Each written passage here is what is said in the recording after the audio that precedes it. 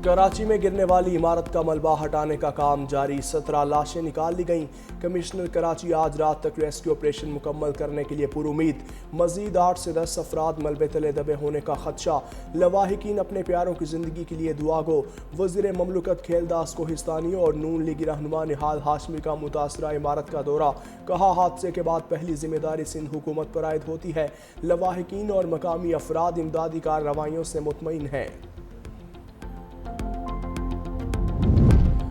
MQM ने लियारी वाक़े का जिम्मेदार सिंध बिल्डिंग कंट्रोल अथॉरिटी को करार दे दिया। सिंध असम्बली में अपोजिशन लीडर अली खुर्शीदी का कहना है, गैर कानूनी तामीरात सिंध बिल्डिंग कंट्रोल अथॉरिटी को मिली भगत से होती हैं। SBCA वाले नोटिस देने के अलावा कुछ नहीं करते।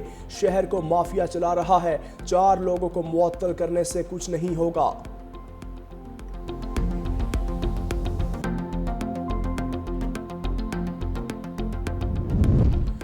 कराची डेवलपमेंट अथॉरिटी में मुबैना जाली भर्तियों का इंकशाफ। स्क्रूटनी कमेटी ने 53 केसेस की जांच के बाद 19 भर्तियां मुकम्मल तौर पर जाली करार दे दी। रिपोर्ट पब्लिक अकाउंट्स कमेटी और महकमा बल्दियात को भिजवा दी। KDA स्क्रूटनी कमेटी की रिपोर्ट पर महकमा बल्दियात की कार्रवाई का इंतजार।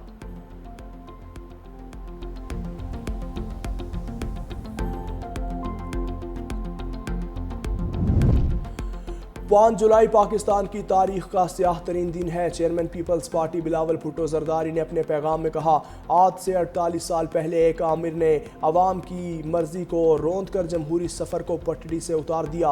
आमरीत ने मजहबी इंतहा पसंदी, फ़िरकावारियत और जमहूरी इदारों की तबाही की बुनियाद रखी, लेकिन शहीद भुट्टो का विजन आज भी जिंदा है।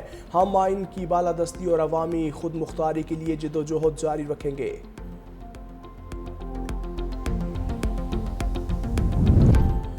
वज़ीर आला खैबर पख्तूनख्वा अली अमीन गंडापुर कहते हैं, गवर्नर हमारा कुछ नहीं बिगाड़ सकता।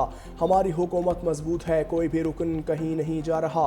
जिसे तहरीक अदम एतमाद लाने का शौक है पूरा कर ले, हकीकत सामने आ जाएगी। बजट पास ना करते तो हुकूमत ख़त्म हो जाती। सूबाई असम्बली के नए अरकान के हल्फ के बाद मामलात सामने आएंगे। मैं PTI का रुकन हूँ।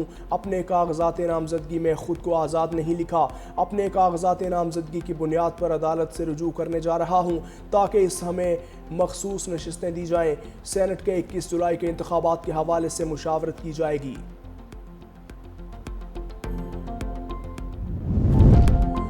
बन्नू के इलाके जानी खेल में जिरगे पर दहशतगर्दों की फायरिंग से एक शख्स जाँ बहक 4 अफराद जख्मी हो गए।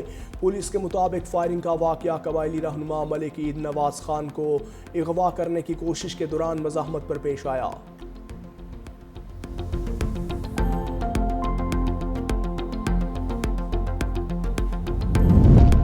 और मुल्क भर में मानसून बादलों की नई इनिंग्स। इस्लामाबाद और रावलपिंडी में रात को मूसलाधार बारिश। कराची के मुख्तलिफ इलाकों में बूंदाबांदी। लाहौर में कभी बादल कभी हब्स। महकमा मौसमियात की 10 जुलाई तक पंजाब, खैबर पख्तूनख्वा, कश्मीर और गिलगित बल्तिस्तान में मूसलाधार बारिशों की पेशगोई।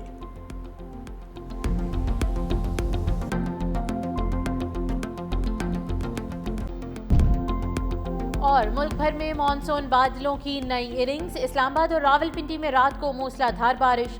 कराची के मुख्तलिफ इलाकों में बूंदाबांदी। लाहौर में कभी बादल कभी हब्स। महकमे मौसमियात की 10 जुलाई तक पंजाब, KP, कश्मीर और गिलगित बल्तिस्तान में मूसलाधार बारिशों की पेशगोई।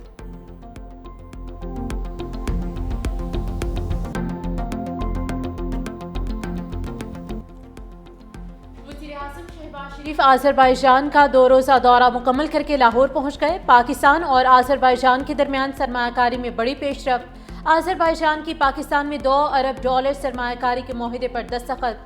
वज़ीर आज़म और आज़रबाईजान के सदर इल्हाम अलियोव में मुलाकात। मीडिया से गुफ्तगू में वज़ीर आज़म शहबाज शरीफ ने कहा कि मुस्तकबिल में सरमायाकारी को कई गुना बढ़ाया जाएगा।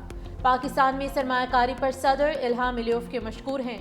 वज़ीर आज़म की तुर्किया के सदर रजब तैयब एर्दोगान से बैठक। 2 तरफ़ा ताल्लुकात और इलाकाई सूरत हाल पर तबादला ख्याल। वज़ीर आज़म और ईरानी सदर मसूद पेज़ेश्कियान की भी मुलाकात। पाक ईरान ताल्लुकात को मजबूत बनाने के लिए पेशरफ्त पर इत्मीनान का इजहार। वज़ीर आज़म का ईरान के अवाम और हुकूमत के साथ गैर मुतज़लज़ल यकजहती का अज़्म। We are now witnessing a new and alarming trend with India's weaponization of water. India's illegal attempt to defy the World Bank negotiated Indus Water Treaty are completely unacceptable. The unprovoked and reckless Indian hostility directed towards Pakistan was yet another attempt to destabilize regional peace. Pakistan strongly condemns the unlawful, unjustified and uncalled for Israeli attack on Iran. वज़ीर-ए-आज़म की सिंतास मुआहिदे पर भारत को फिर warning. Azerbaijan में खिताब के दौरान कहा, भारत का पानी हथियार बनाना खतरनाक है, पानी रोका तो ये जंग के मुतरादिफ होगा। भारत को इस खतरनाक रास्ते पर चलने की इजाज़त नहीं दी जा सकती। आलमी सालसी अदालत ने फैसले में भारतीय इक़दामात को मुस्तरद किया। पानी पाकिस्तान के 24 करोड़ अवाम के लिए लाइफलाइन है। पहलगाम वाक़े के बाद भारत ने गैर जिम्मेदारी का मुजाहरा किया। अफवाज पाकिस्तान ने पेशा वाराना महारत के साथ इश्तियाल अंगेज़ी का जवाब दिया। पाकिस्तान ईरान के खिलाफ इसराइली जारहियत की शदीद मजम्मत करता है। गजा में कहत साली के बावजूद इमदादी कारकुनान पर हमले किए जा रहे हैं।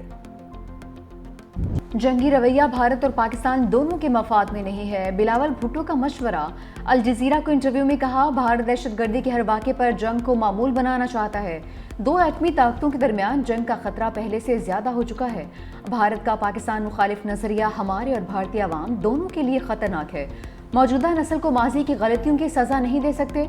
भारत ने पहलगाम वाक़े के सबूत आलमी बरादरी और अपने लोगों को भी नहीं दिखाए हैं। भारत में इंसानी हकूक़ की पामालियों पर खामोश नहीं रह सकते।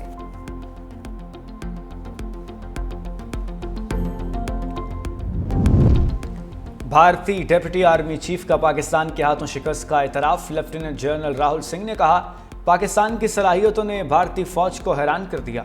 पाक फ़ज़ाइया की इलेक्ट्रॉनिक जंगी सलाहियतें बेमिसाल थीं। हमारे सामने सरहद एक मगर दुश्मन 3 थे। पाक फ़ौज के अल-फतह रॉकेट सिस्टम ने भारतीय एयर बेसिस को नुकसान पहुंचाया। हमें वक्त पर अहम जंगी सामान नहीं मिला।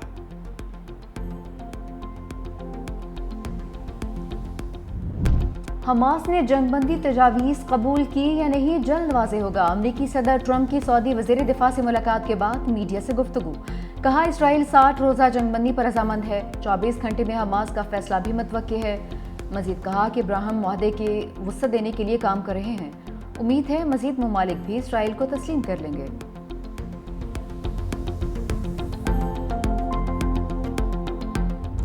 गजा में जंगबंदी की बाज़गश्त के दौरान इसराइली फ़ौज के वहशियाना हमले।